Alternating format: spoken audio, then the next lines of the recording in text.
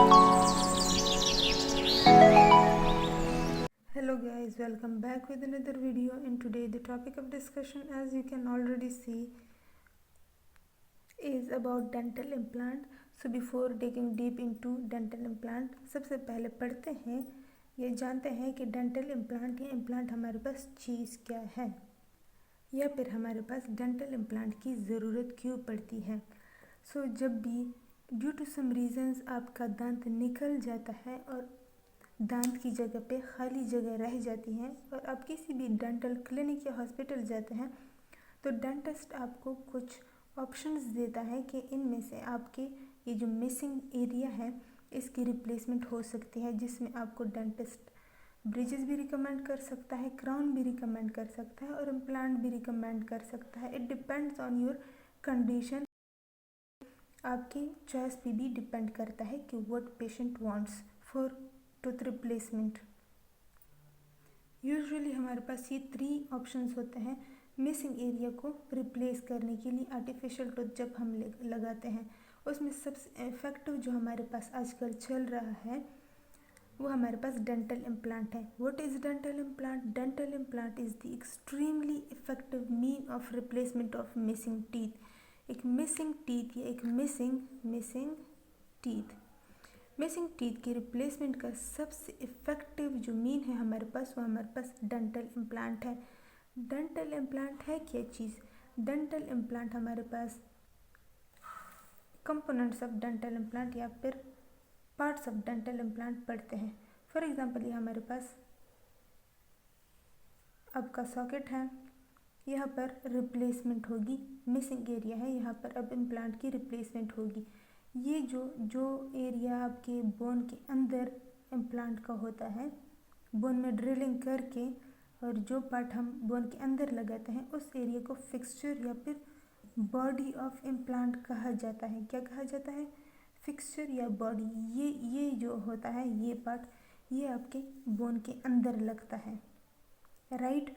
अब इसके ऊपर हमारे पास एक दूसरा कंपोनेंट होता है जिसको कवर स्क्रू कहा जाता है, जो हमारे पास फिक्सचर के ऊपर लगता है। उसके बाद हमारे पास हीलिंग एबटमेंट या फिर एबटमेंट लगता है, ये हमारे पास इम्प्लांट है। अब उसके ऊपर हम प्रोस्थेसिस लगाते हैं, क्राउन लगाते हैं। ये थे हमारे पास इम्प्लांट के कंपोनेंट्स या पार्ट्स।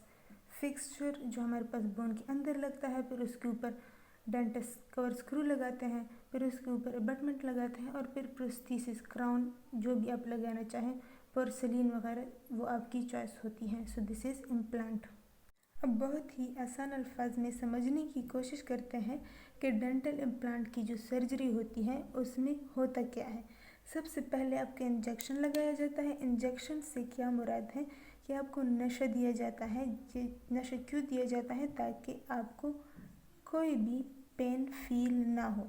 उसके बाद क्या किया जाता है? इंसिजन किया जाता है। कहाँ पर? जहाँ पर आपने इम्प्लांट लगवाना है वहाँ पर इंसिजन या फिर कट लगाया जाता है।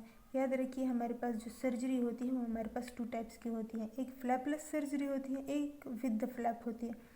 अब अगर आप विद द फ्लैप सर्जरी कर रहे हैं, वो आपकी कंडीशन पे डिपेंड करता है कि आपको कौन सी सर्जरी करवानी है। फॉर एग्ज़ाम्पल, आप फ्लैप सर्जरी करा रहे हैं तो जहाँ पर रिप्लेसमेंट करनी है, इम्प्लांट लगाना है, वहाँ पर कट लगाया जाता है जिसको इंसिजन कहा जाता है। कट लगाने के बाद जब बोन नज़र आ जाता है तो क्या करते हैं कि इस बोन में ड्रिलिंग करते हैं एक मशीन के थ्रू। क्या करते हैं? ड्रिलिंग करते हैं, इस बोन में होल बनाते हैं। अब इस होल में क्या करते हैं कि हमने जैसे पढ़ा, फिक्सचर, इम्प्लांट का वो पार्ट जो हम बोन के अंदर लगाते हैं, वो लाके हम इसके अंदर लगा देते हैं और इसके ऊपर हम क्या लगा देते हैं? कवर स्क्रू लगाते हैं। इसके बाद हम पेशेंट को 3 या 6 मंथ्स के लिए फॉलोअप पे रखते हैं। इस 3 या 6 मंथ्स फॉलोअप में हमारे पास क्या होता है कि इस बोन में जो हमने ड्रिलिंग की है, इसकी हमारे पास हीलिंग हो जाती है। प्लस एक दूसरा काम होता है, ये जो हमने फॉरेन पार्टिकल अपने बोन के अंदर इंसर्ट किया है और बोन में ड्रिलिंग की है, इस बोन के ड्रिलिंग के बाद इसकी हीलिंग तो हो जाती है, लेकिन इस फिक्सचर इम्प्लांट जो हमने लगाया है, इसके और बोन के बीच में हमारे पास इस टाइम पीरियड में एक रिजिड कनेक्शन बन जाता है। इस रिजिड कनेक्शन या फिक्सेशन को क्या कहा जाता है? इसको ऑस्टियोइंटीग्रेशन कहा जाता है। जब हम इम्प्लांट और यहाँ पर कवर स्क्रू लगा देते हैं तो हम क्या करते हैं, यहाँ पर स्टिचेस लगा देते हैं और 3 या 6 मंथ्स के लिए पेशेंट को घर भेज देते हैं। और इसके बाद हम क्या करते हैं, थ्रू रेडियोग्राफ्स हम पेशेंट की कंडीशन देखते हैं कि हमारे पास हीलिंग हुई है या नहीं हुई। उसके बाद हम क्या करते हैं कि यहाँ पर हम एबटमेंट लगा देते हैं और एबटमेंट के बाद क्या होता है, प्रोस्थेसिस लगाते हैं। प्रोस्थेसिस में क्या होता है कि कोई भी क्राउन आप इस एबटमेंट के ऊपर लगा देते हैं। अब बात करते हैं कॉस्ट या कीमत जो होती है इम्प्लांट की, वो हमारे पास कितनी होती है। वैसे तो डिपेंड करता है कि आप कहाँ से अपना ट्रीटमेंट करा रहे हैं, लेकिन फिर भी मैं आपको एक एस्टिमेट बता देती हूँ कि हमारे पास इम्प्लांट की एस्टिमेट प्राइस क्या हो सकती है इन पाकिस्तान। इम्प्लांट के हमारे पास क्या है, एक हमारे पास वो होता है इम्प्लांट जो हम बोन के अंदर लगाते हैं, स्क्रू लगाते हैं और एबटमेंट लगाते हैं, राइट। एक ये पार्ट हो गया और दूसरा हम उसके ऊपर प्रोस्थेसिस या फिर क्राउन लगाते हैं। क्राउन में हर हॉस्पिटल या क्लिनिक प्राइवेट हो वहाँ की अपनी प्राइसेस होती है, लेकिन फिर भी हमारे पास रेंज करती है थाउजेंड्स में। क्राउन में हमारे पास सिरेमिक क्राउन्स भी होते हैं, पोर्सिलीन क्राउन भी होते हैं और हमारे पास जिरकोनियम क्राउन भी होते हैं। डिपेंड करता है कि पेशेंट हमारे पास इनमें से कौन सा ऑप्शन लगवाना चाहता है। So it was end of today's lecture, and if you understood it properly and completely, please do not forget to subscribe to my YouTube channel। जब तक हमारी न्यू वीडियो आती है तब तक के लिए अल्लाह हाफिज़।